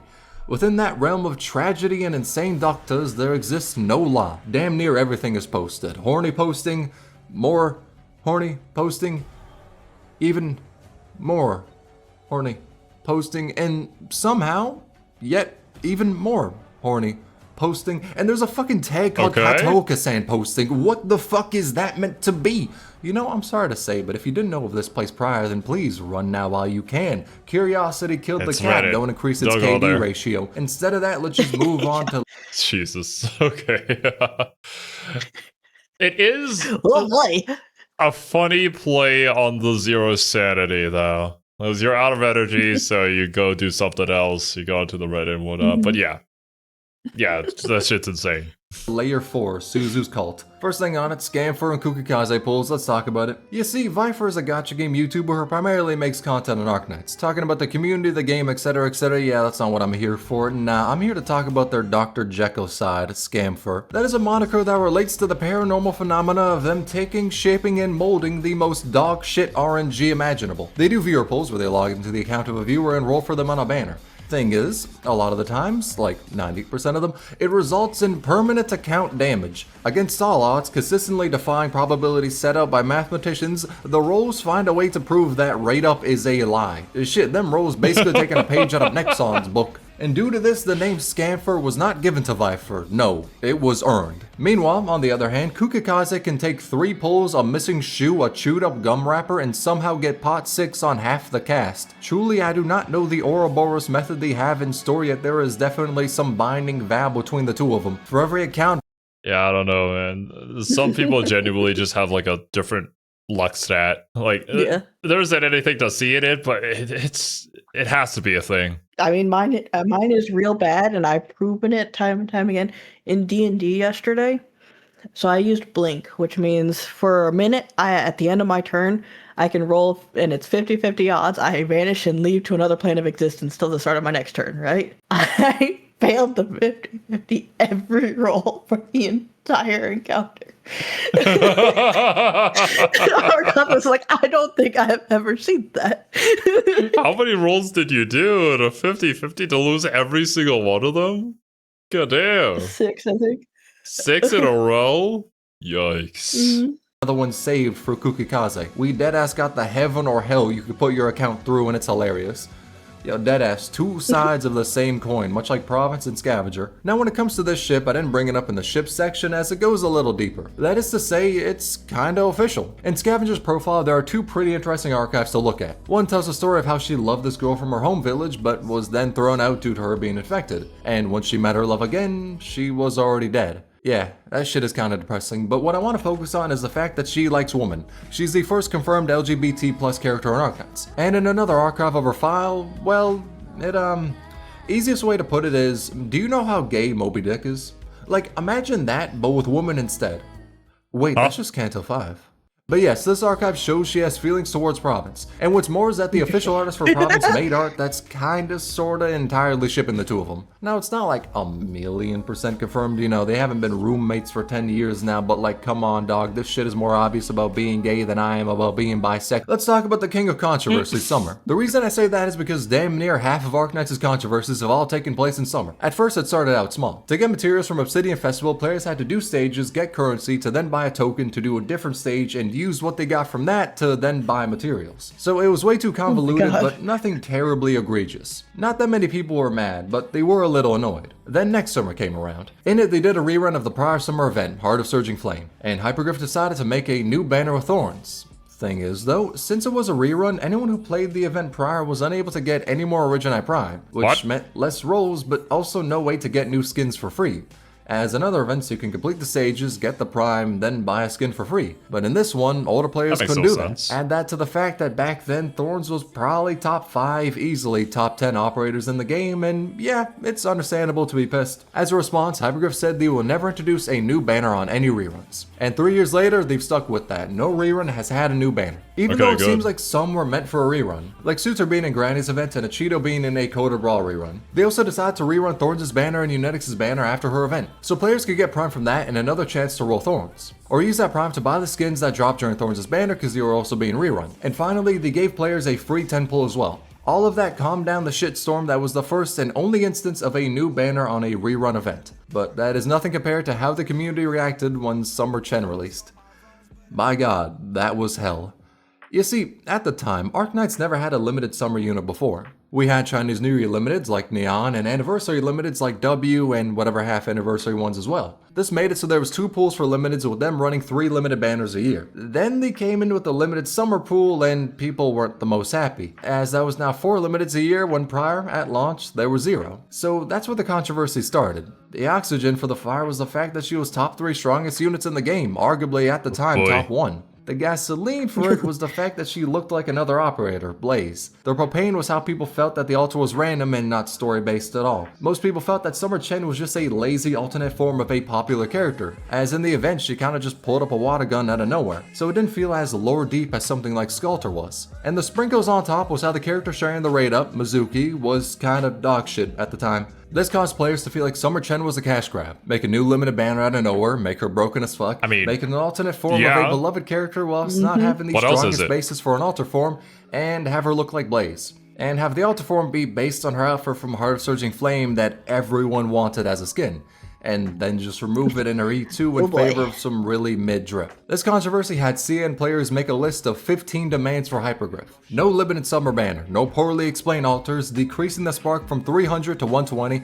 They should dead do this shit, by the way. Cancel the limited banner and make it solo Mizuki. Doc, this one would have caused way more controversies if they did that. Change the E2 art, which they did and made her look less like Blaze. Change all the old character arts in the game. That demand is whack as hell and I don't really gotta explain why. Explain why it looks like this Ami art is plagiarizing from this company. Demanded the lead artist to explain the issues about their art and the issues in the art book. Change a store package that gave players less in it than what it gave in a previous limited event. Understandable, and they did end up giving more for that package. Explain where Pink Doggo, Golden Glow, is. Promise the new module system is free to play. Hypergriff said it was, but some players lost trust in them due to this event, so they thought it wouldn't be. Turns out the module system was completely free to play friendly, but at the time players had no way of knowing. Proofread all future and past dialogue. I disagree at this point. I say proofread less. It's funnier that way. Make event timings planned out better so there isn't rerun after rerun, as stuff like that is really boring way to for the look at it. players. And prior to this banner, there was a 2-month period of nothing new except for Vigilio. Make new story chapters come up faster, and finally tell us if there will be new roguelike game modes and if they'll be permanent. Hindsight 2020, we got up to 3 at the same time and all are permanent. So yes, that is the list of demands and goes to show how nuclear Summer Chen was. Some of them were addressed, others were valid, and I completely that was agree. pretty understandable. Like the actual like summer event problem. That's pretty shitty. Yeah, 100%. It was just a cash grab. Like, we're selling this character in a bikini outfit. Like, go buy it. And once they pull that on a community like this, yeah, the backlash is understandable. Some were just people throwing needless hate on the head artist for Arknights, and I personally cannot get behind that. Though it goes to show how that was probably one of the lowest points for Arknights. Thankfully, the next summer event, My Ideal City. Yeah, I think that is something that a lot of gacha games, and a lot of games in general, just in general, I've seen happen quite a bit, is when something goes wrong, people get mad at the wrong people. And that's something that drives me nuts. It's like a lot of times, the artist, the developer, it's not them. It is the business suits at top. And we need to not hurt all these people who had no say in the matter. Reminds me of the Kumodesuka Nanika situation, where the animators were getting death threats, even though the company was not giving them any time to do anything. Didn't really have any noticeable controversy around it. But So Long Adele had some people complain that there are too many alternate forms of operators, and I agree, as there are some I would love to see taken out of NPC jail. Like Lemuin, Ascalon, Lemuin, Logos. Wait, Ascalon NPC? Are you shitting me? Hopefully this has changed. I was gonna say, the dude that he showed there, underneath her, I think he's playable now. Pretty Okay. sure. I could be wrong. I feel like I've seen him in the helper units. Gotcha. Well, He hopefully is things have amazing, though, 'cause if changed. he's not, I want him. Lemuin, Closer, Lemuin, Opian, Lemuin, Mechanist, Misery. Opian is a Lemuin is character, not an yeah. operator. Okay, I Yeah. got a bit of a bias. Aside from me spitting facts, out of 4 summer events, 3 have had controversies with them. I don't know what this summer-based curse is, but my god, is it funny as hell. Straight up, the next summer event feels like a 50-50 chance between being normal or another shit show. We'll have to see. It's a Yeah, I think it's just company heads getting a little greedy during summer and coming up with stuff, trying to get more money out of it. It's, once again, because it's a gacha. If it wasn't, this wouldn't happen. Or, well, it would happen in probably a different manner. I mean, it would be different, but yeah. curse, much like the curse Exia has. Yeah, it's time. Time to talk about the extra dojins. And due to how the subject matter is, I'm a deadbeat showing cute pictures of cats because showing what I'm talking about will traumatize all of you. As a disclaimer, I'm not sad about how high this is in the iceberg. No, I'm fucking despairing that it should be higher. Deadass, this deserves to probably be in the 2nd layer, but your boy wants to represent the community a little well. When I was making the iceberg, I wanted to put it in the lowest tier, but everyone said that shit deserves to be higher. And I get it. I know. Dear God, trust me. I know. But please, let's just somehow pretend, that not everyone knows of this accursed knowledge, alright? So with that being said, to those of you who have no clue about the Exia Dojins, which is like 99% of the community, totally, let me explain. Now the best way to explain this without having YouTube kill me is with math. So there are 23 extra dojins on that one site starting with an N. 11 of those are not safe for life, damn near half. The other half of those dojins ain't exactly the peachiest, but by comparison they're as pure as Jesus. The only tag most of the not safe for life ones share that I could say out loud would be Riona. In case you don't know what that is, it involves violence. I won't say any more, but I will say that Riona is not the worst tag on those dojins. Thing is, most of those dojins were created by an artist called Kato Okasan. I understand. Real quick, do not harass them. I don't know that tag, and I don't go on that website really, so I'm scared. It's for the best. Don't worry about it. For the sake of the iceberg, but I do not wish to see people harass that artist. People have done that in the past and it's fucked up. It's fine to not like their work, but I don't believe people should give them death threats over it. Now, they're the one who's drawn most of the, fucking spicy, like a goddamn Carolina Reaper, extra art, and due to that, whenever she is brought up, like a fucking Amber Alert, someone will be there to bring up Kataoka-san. For better or for worse, their arts are known by most. But the curse of Arknights dojins don't stop there. There's one of Chen and Aya getting an autopsy. Nothing actually sexual, literally just an autopsy. And also one about Snow Saint not exactly having the greatest time. With that depressing shit done, let's move on to something. Yeah, okay. Don't yakurosis yums, just don't interact with that shit. If it's not for you, just stay away from those tags, man. Equally as ass, Beagle's death. And Who's Real Dust showed Cruz a dream, something contained within her paintings. And in that dream, it was alluded to that Beagle died. See, she went to Bolivar, her hometown, and in Bolivar there is a war going on between three factions vying for control over the country. And during her participation in the war, Wait, she Beagle's died. dead? I just realized what he said. Yeah, what? Apparently Beagle dies. However, that's just Poor a little bad Beagle. dream Dust She's showed so Cruz. cute. It's not fully reality, right? Well, it goes a little deeper. Beagle has a bloodline of combat skin, one that is taken right before she participates in the war, which ominously says the outfit worn by elite operator Beagle, serving as the rear guard during the Great March of Bolivar. This is her final test, which gives more evidence that something may have happened in Bolivar, especially when you know the meaning behind the bloodline of combat skins. But again, it's just a dream of the future, something that can happen but can also be avoided. After all, we saw Mr. Nothing get assassinated, but by joining Rhodes Island, he was able to escape that fate. But when Cruz had her dream, she saw Beagle, and the first emotion she felt was disbelief. She was very distant from Beagle, as if knowing that just by seeing her there, something is wrong. Later, the two go their separate ways and say goodbye. Then Cruz hears, "See you. We'll meet again." You know that's not how things will end. What you will face on the path ahead will be far worse. Then it cuts to a different point in time, the Bolivar operation. In that painting, the emergency comms stopped working and Cruz decided to run to where Beagle was. And upon getting to her location, she says, "Beagle? Are you sure it's her?" "No way. How come?" And here's this response. "We'll have a detailed report later on." And, well, Cruz, we probably shouldn't get too involved in this mess. If Bolivar is really this complicated, there's nothing we can do for her. With Cruz saying, "No, I should have stopped her. I should have stopped her. Whatever it took, And as even more evidence that she died, Lava the Purgatory's operator record talks about the blank incident in which she became a full-grown adult in the span of a night. And the blank incident probably refers to Bolivar. This is the evidence that Beagle dies in the future, but counter evidence is what Neon says after saving her. All she did was draw the rest of your lives out in the painting and let them play out again from the beginning. That's all fake anyway. Couldn't you have picked a better ending? In the main storyline's timeline, so currently in Victoria, we have yet to see Beagle die. It may be completely confirmed in the future of the main story, maybe in a Bolivar related event, but as of now we do not have a fully confirmed death scene for Beagle, just a lot of evidence that something will happen to her. However, we do have a fully confirmed death scene for KO. Oh, goddamn. Wow. I respect it, though. When a character dies in one of these type of games where, you're supposed to get the characters and get invested into them. I have respect for any story that's willing to kill off a character in a meaningful way. I think it's important to emphasize the meaningful way, because a lot of times it's done mostly just for shock value. And in those instances, it's just a complete turn off from the story. I am okay with losing a character if it meant something to someone or the story as a whole, It was in one of the endings of her integrated strategies, Fung Mist, in which she died with the cause more than likely being the copious amounts of shrooms she consumed.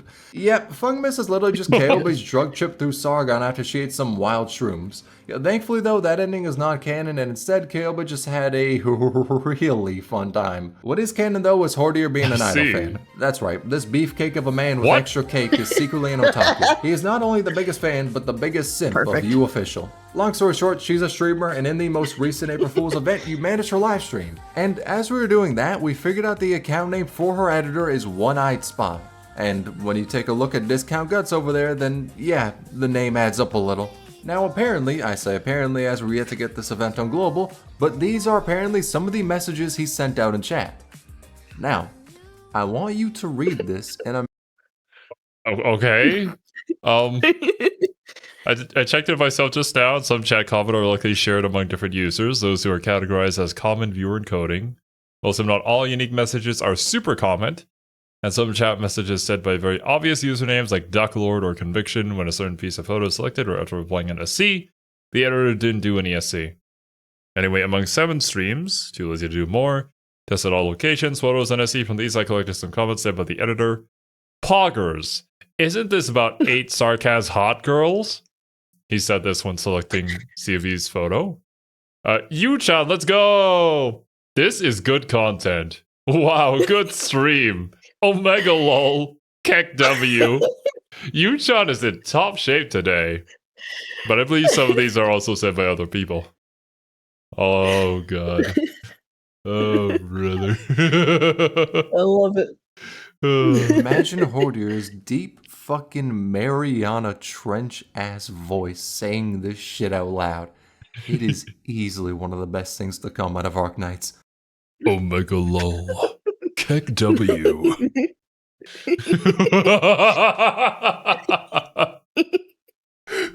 As a result of his simpery, 2 things happened. 1. Players took it as confirmation that he was going to survive the current story arc because people were not 1000% sure on that being the case. 2. Immense amounts of art started being made with him being an idol fan. Fanboying, getting hyped for a stream, having a body pillow, you name it and it has been made. It feels like the entire Arknights community banded together to show this man as a fanboy in all of his forms, and it is beautiful. The only other time I saw such connection within the community was for Platinum's faceplant. A bit more than a year ago on Japanese TV, Hitomi Honda, an idol, Hordier's probably a fan, was cosplaying Platinum and had to use an ab roller while a man wearing a muscle suit commented on it with people reacting to it.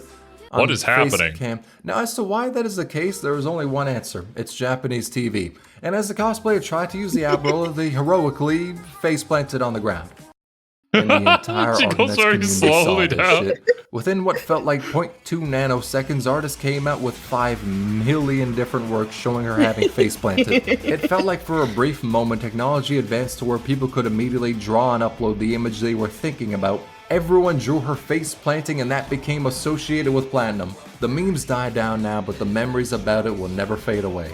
Just like how Platinum will never have a 6-pack, or how Hyperglyph will seemingly never decide to take an easy-ass bag. Let me explain what I mean by this point. So there exists an infinite amount of moments where Hyperglyph can do something very simple and just print money. What are those, you may ask? Giving us Maid Kelshi or Butler Kelshi, preferably Butler Kelshi, making any of the Ambiance Synthesia outfits into in-game skins, giving us the Angelina and Masuma sportswear outfits, giving us this extra outfit that I don't even remember where it's from, but I have it saved as a screenshot on my 6-year-old phone because I am the most insane extra simp. Point is, there are a multitude of different sprites which already exist that if made into skins will have everyone throw money at the screen. Yet for whatever ungodly reason, Hyperglyph refuses to do it. I do not know why they haven't, but not making Kelshi Butler drip into a skin is the greatest form of financial sabotage. We already got the sprite, dog. You don't need to add anything else to it. We'll buy. That is kind of curious, right? Because I get probably a lot of income comes from people buying pulls for characters, but if you just have really good cosmetics, it can certainly help alleviate some, I guess, droughts when it comes to characters, or maybe a character comes out that isn't too interesting to people. I don't see why you wouldn't want to release more. I feel like they put out a lot of character skins, so it is a little surprising to me. From the store in that form, goddammit. Them not making the easiest financial choices is almost as whack as Suzerain having a cult. Now I'm not talking about the cult. Nah, I'm talking about an official in-game one. In Suzerain's operator file, you can see a paragraph rivaling the length of this video being used to detail every action Suzerain takes in a day. And at the end of it, they say, Miss Suzerain is our light. And Oh, to boy. not let her meet Lapland, that one's a smart decision. But the operator record showed us how a cult exists who calls Suzerain our light, which has caused many artworks to use that term in a literal way, as in Lightbulb Suzerain edition, and also for people to sob and say, our light, whenever she briefly appears in a live stream. Yeah, one of those is a little more wholesome than the other. The other is about as wholesome as Iness's history. So this is Iness. You may look at her and think two things, damn them thighs. Also, she's a Sarkos. Thing is though, she isn't a Sarkos, she's a Cabernet. In her E2 art, you can see Ebenholz's ancestor, and in Dark Knight's Memoir, they talk about her shaving her horns to look more Sarkos. Thing is though, with her being a Cabernet, she should have ears that show that. I mean, look at Eben and Aya, they both got goat ears. In Did they fact, cut we off don't even see a tail. the ears? This has caused people to think she either hides her ears under her horns or has, you know, sucuned them. Like, sliced, Sucuned them. dismantled. Okay, she cut her ears off is the theory. Tail is a maybe, but I feel as though that's easy enough to hide. I mean, as long as she wasn't really taking back shots from Hordier, there was probably no reason to. Though her reasons for appearing like a Sarkos become apparent in her operator file, where she hands an orphan Lethanian boy in Kazdil a file and says, only a Sarkos can survive in Kazdil. And Iness later says the only difference between her and that boy is that she survived afterwards. So it's likely something similar Damn. happened to her. Now, if she did cut off her ears, or if she is a Cabernet that just doesn't have noticeable ears, I couldn't tell you. But I can tell you that she had to pass off as a Sarkos. Even now, she still doesn't disclose her race to Rhodes Island, just like how Cruz never disclosed her eyes either. In her base form and altar, she dead held the look of Brock, never opening her eyes. Why? Because if she did, God Cruz would be awakened and bring calamity upon Terra. And also could. I mean, it's the classic anime character with closed eyes, opens eyes, is most OP character ever. She's sleepy as hell. But in an art book, we finally got to see her open her eyes, and they're green. Now, what you will do with that knowledge, I don't really know. We don't even see it on the character, just on the top right. You know, it's just one eye. Much like I don't know what you'll do with the knowledge that smart toilets are real. And Undertide, Scotty laments being on the land instead of Aegir for many reasons, one of which being the lack of automatic toilets. And I won't even cap, that's a damn good reason to not like Terra. But Aegir has way more advanced technology than any other nation on Terra, which is why they're able to make abyss haunters and also have bidets. Hell, their technology is so advanced that I'm halfway sure the leakers got it and are using it to show us which operators are coming next. Granted, at times it isn't exactly the hardest to do, as Arknights has a really funny history with leaks, such as basically any limited operator having their advertisement put up a bit before they release, with only a thin sheet of onion paper being used to cover it up. Because I yes, see. no one thinks this is Arturia.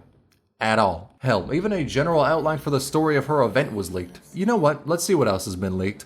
Delphine, W's icon, Texas Altar was, and her event taking place in Siracusa, Yato Altar, and Noir Corn Altar, with their Drip Drop 2. You official being an operator, Poziomka's skin, Shoe was leaked from a content creator site, there's also train advertisement details. That's right, not even the ads themselves. Now, the plans to advertise them. Hell, at this point, I'm literally just going through Arknights CN info dump, link to their Twitter in the description. They post a lot of useful info about the game and actually spoiler leaks. But this is really only a smidge of the amount of content that's been leaked. Though the most interesting link to know about is the one that talks about many operators we are still yet to get. Skip to here if you don't want to be spoiled on them. But when Arturia was leaked far in the past, 6 others were data mined as well. Phoenix, Dashin, Snowfox, Sankat, Ba, and the 7th is March. Get it?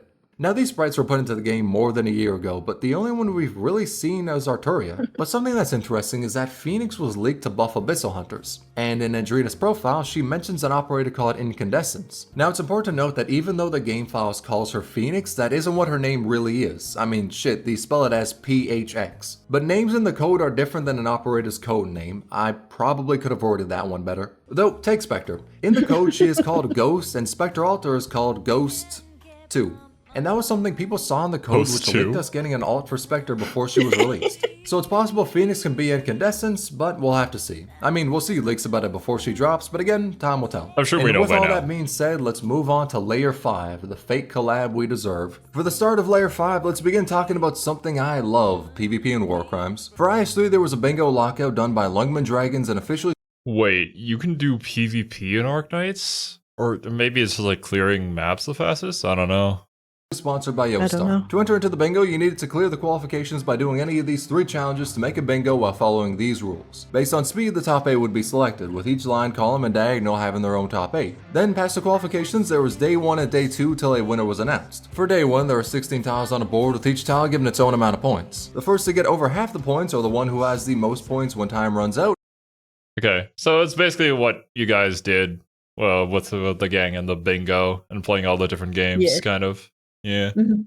I mean, that's cool. Seems like it. Is considered the winner. Day 2 had a similar system, but with 25 tiles instead. The matches were players speedrunning IS3 whilst achieving those challenges on the board. And at the end of it all, the winner of Bingo Lockout 2 was Dr. Yotes. And a similar challenge was done by Viper. Remember we talked about him prior, the Reaper of Arknights accounts. He made a series called Arknights Challengers, in which many players battled to see who could be the #1 spot. The rules are simply laid out in a 16-page document, Simply which laid is out. still shorter than this current script. Long story short, 5 stages are selected. A TO flips a coin and the winner selects the stage they want to use. The loser then gets to select the next stage until someone wins on 2 stages, with grands needing the winner to win 3 stages. Each player is able to select 5 ops to ban and then they play to see who can complete the stage first. All in all, these 2 are really damn cool events, as it usually feels like the global side of the player base doesn't get to experiment too much with the game's challenges. Due to the I mean, banning operators for your opponent to use is kind of interesting. Because, like, maybe the meta picks or things that would be super good on this particular map. So then you have to start getting creative with it. That's really neat. fact that CN is 6 months ahead, anything like Contingency Contract or the crack demon that was Pinch Out are usually thoroughly explored before Global gets to mess around with it. So it's nice seeing Global players making their own challenges and competitions for the game. I mean shit, another example is Arknights having its own speedrun category, and even a Discord server that discusses speedrunning for the game, either sharing vids of it or tips for it. Link in the description in case you'd like to get into Arknights speedrunning. And damn, I never thought I'd be able to say that for a mobile-only gacha game, but yeah, here we are. Much like how I never expected Tupac would be canon in one. So remember when I brought up the Emperor and said how much of a chat he was? Well, he quite literally has a shirt with Tupac's face on it. Hell, it even says... Well, it doesn't say his name, and it says Tupac, but you get the idea. The reason why he has a shirt is very simple. The Emperor is amazing. Tupac was amazing. There need be no other reason. Another amazing thing was when Arknights was nominated for a Grammy. The 2023 Ambience Synthesasia concert was nominated and actually won the award Live Concert for Visual Media. Shit. Which was amazing because it meant W actually awesome. pulled a W. Because last time her operator song, Renegade, was nominated for Best Original Song, Video Game. And she dead lost that shit. I mean, yeah, that's what I've heard of Hypergriff, even before playing the game or getting into any of the lore. They are a music company that happens to have a game. I've listened to some of the Arknights. The Arknights? What? Arknights tracks, and they're very good. The ones I've listened to. Yeah. Like their EPs and stuff. I do have a couple of them in my playlist as well. I hope we get some more banger tracks for Enfield too. To a League song. Understandable though, League songs kind of slap. But she was able to pull the W on her Riot is also another music company that makes games. second nomination. It was a beautiful moment to witness. The global players were hyped, the CN bros were celebrating with us. As a community, we were all so proud this little game we picked up 3 years ago had done something so amazing that not many games can say they've achieved. They won a Hollywood award for the concert they made to celebrate with the fans of the game. And as a reward to celebrate this historic milestone, we got a roll and a half. Bro, Classic gotcha. The game's... Classic gotcha. Why is it a gotcha, man? If only it wasn't. Swear to God, they've given us more due to low light sneezing in the past. What the fuck? Okay, let's talk about the fake ads instead. Now this one's actually wholesome. A Bilibili creator called Rhodes Bakery of Honey Biscuits made a full-blown fake advertisement live stream for 4.5. Mind you, they didn't try to fool anyone that it was an official live stream. It was fully a fun fan-made project. They came out with a Okay, while I was watching the Enfield stream, it also had a bunch of fake ads for like different companies that were going to show up in Enfield, or like different products that they would sell. I watched it. So maybe this ended up becoming an actual thing. TV trailer, a medal That's list, cool. fan-made E2s, fan-made operators performing on stages, fucking somehow, art for the live stream, fan-made that's pretty skins that epic. contain an outfit which made me actually want to build May, making Leslie look like even more of a badass, the best looking Ines skin that if it was just ripped one for one, I would dead spend 21 arundums on it. Casual Drip Lynn and motherfucking Gilgamesh Malinar, which is live 2D, and I'm like 99% sure they epic. got someone to voice act new lines for it. Okay, hold on. I wasn't talking about fake ads like this. Those are like corny ads with like in-game companies and stuff. This is some legit effort. It's a live 2D one too, and it's not even a real skin that they sell. God damn.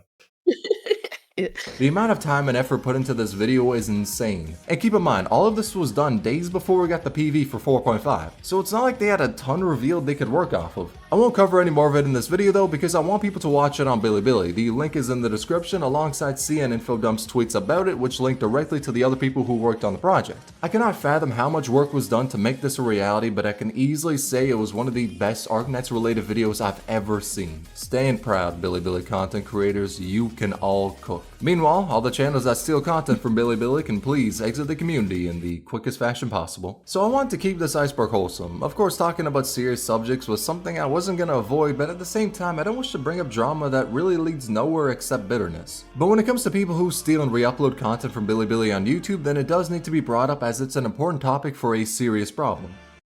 I guess that's fair. The reverse can happen too.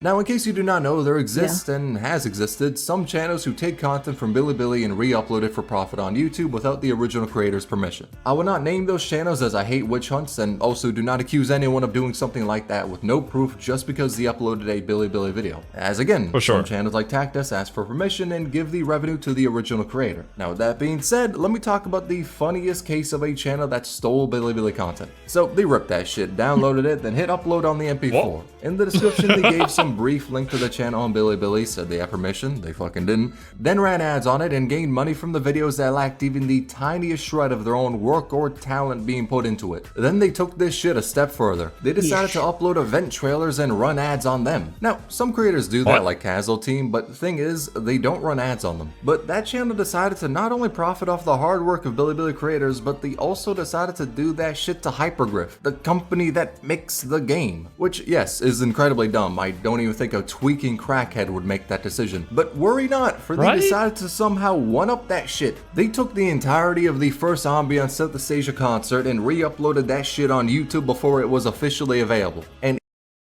okay, hold up. my brother in Christ, we need to talk about copyright. And how it affects things that you can upload. In what manner and form you can do so. This ain't it, bro. Like, even uploading it, re-uploading it before the official channels even get to do so, that is a lawsuit waiting to happen. I feel like there's a difficulty in some of these things. Like, I remember there was a big controversy on, I'm going to talk about Twisted Wonderland again. The Blazing Jewels concert. It was a digital concert, basically, that was only in Japan.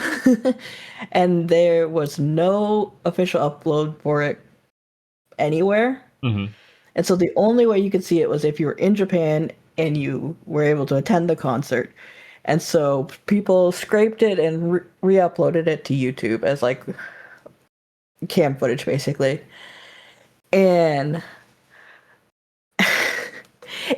it was tough because you had some people defending it, being like, it is literally impossible for anyone to watch this tournament globally. While the other side of it, it's copyright infringement, it's illegal, and it's basically making it like it's a bad look for the global fans for the Japanese side, because they're like, your copyright is a huge thing in Japan, right? Yeah. And I saw so many arguments going both ways on it for so long, and it's tough. And I'm obviously coming at this from an international fan, being like, well, I really wanted to see them too, right? Everyone was excited for the Blazing Jewels stuff because it was really cool. And it was new music that, again, there's still no official way to hear it for any of the global fans. And I'm always a proponent, right, of archiving for lost media purposes, because I think that's a tragedy. But also, there's just people who are scummy and are just trying to re-upload and steal content, and Yeah. I'm never in support of that. So, I like with most things, there's nuance and discussion to be had, but in other cases like this, it's like, nah, that's just some shit. As you said, all these things require nuance to whatever degree, and like, who is actually the person who gets to decide on that? You can't really claim to be that person. This is why I think copyright law just needs to get somebody needs to look at it and actually make it a thing that is up to date with current times. There are so many things that just don't make any sense anymore. Being more open in distributing is a huge thing that I am a big proponent of. And I don't even necessarily mean providing official translations for everything, but it's like, this wouldn't be an issue, like with the Blazing Jewels concert, if they just provided a way for global fans to watch it, right? It didn't have to be translated. It just, if you gave an outlet to officially view it. And I said the same thing with like manga and webtoons especially. There's a lot of Korean manhwa that the official publication does not allow international accounts. So there's no way to even read the original source outside of Korea. And that is so frustrating as someone who wants to consume this media, but is given no legal means to do so. I don't know, skill issue. Just be born Korean. Right. Or Japan, wherever I needed at that particular time. No, piracy exists for a lot of different reasons, and a lot of them are not very pure intended. But then there are also cases, like I said, with like manga and stuff, where it's like, if there's no official translation, no official way to read it in any capacity, you have fans of these things that want it so badly, but you just will not give it to them. Where else do they go? Yeah. And I'm not advocating for that, but I'm advocating for, like, at least just give them an option. Like, it doesn't even have to be a high effort thing. Just have, some of these, like, Korean neighbor allow someone to make an account outside of Korea, right? Some way for people to do it legit if they want to, Yeah, as you said, it's really a problem with services rather than anything else. If the service provided is good and the money is worth it, then people won't resort to doing other stuff to get there. Because that other stuff is tougher to do.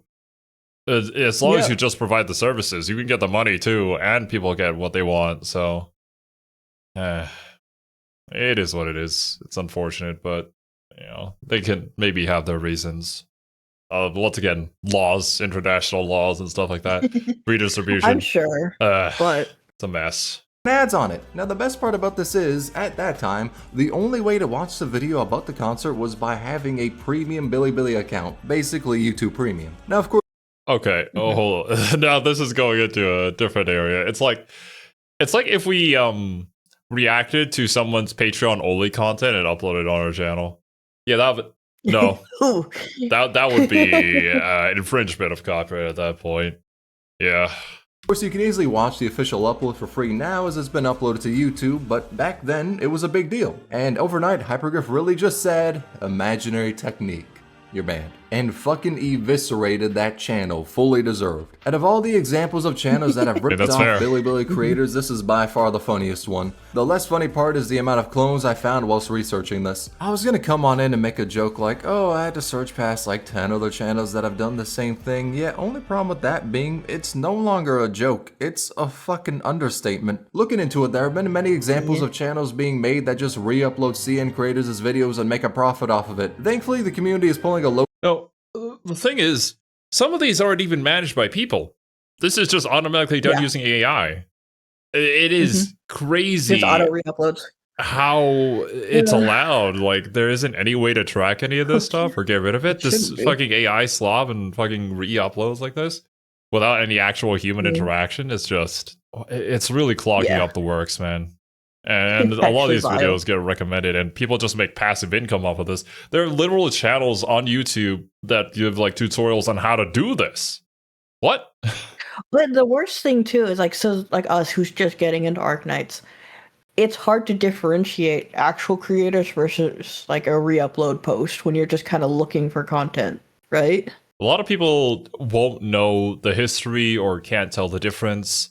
It's just the internet and how quickly things become an issue and how quickly people forget about them, you know?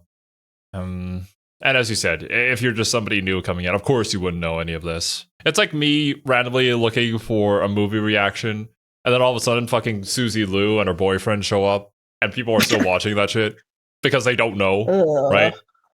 Ugh. Yeah. But you can't blame them. They You don't think know. though, They after come on watching YouTube. 5 minutes of silence, you'd be like, "Wait a minute, something's not right here." Oh, you never It's like, know. oh yeah, I'm Maybe just they watching the changed. movie now. But regardless, I I get it. just don't want to support it because they were just scummy people. But yeah, it's tough.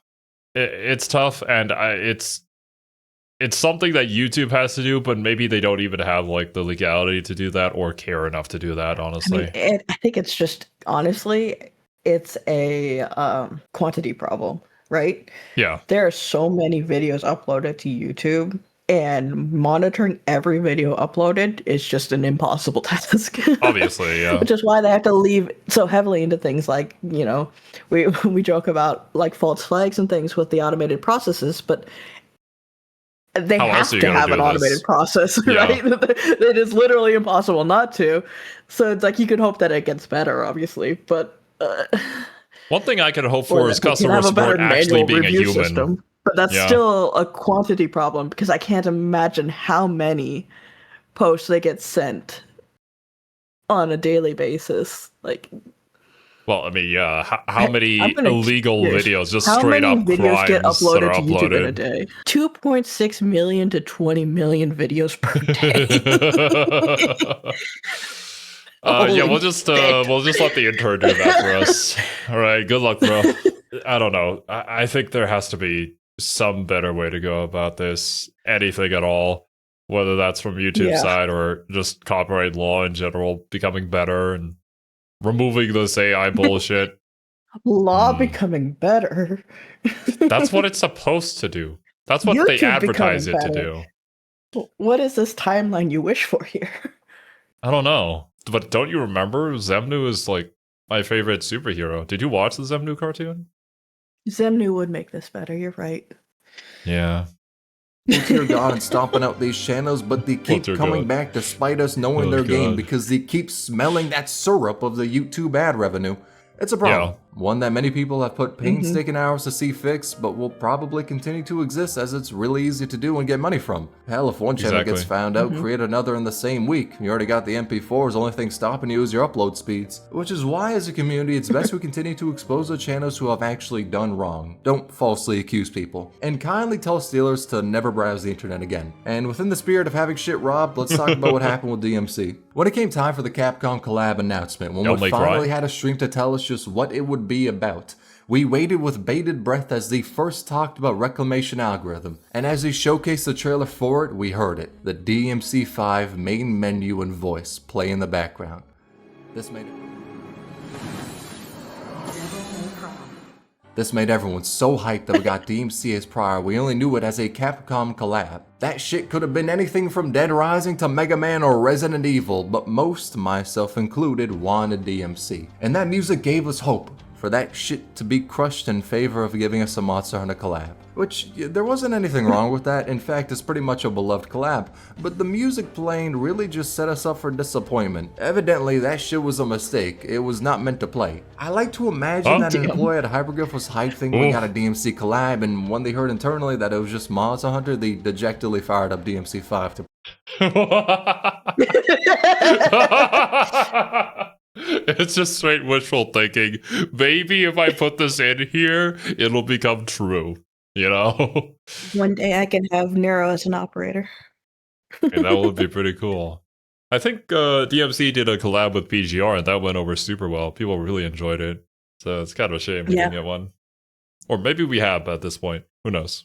virtual combos and accidentally had the menu sound play on stream. That's probably not what happened, but that headcanon helps me cope in knowing that I wasn't the only lost soul on that day. So that's what I'll say was the case. Another thing that was robbed from us was Beta Kelshi. And no, I'm not talking about the abomination that is Happy Kelshi What is from that? Enfield. That shit is terrifying. I'm instead talking about how Kelshi was available. Wait, Happy Kelshi from Enfield? What is happening? I don't know. Yeah, I never seen that character before from all the stuff I've seen of Enfield. Probably just a completely different person. I was like, I was gonna say, or it might just have been something in the betas. maybe. Looks vaguely like her.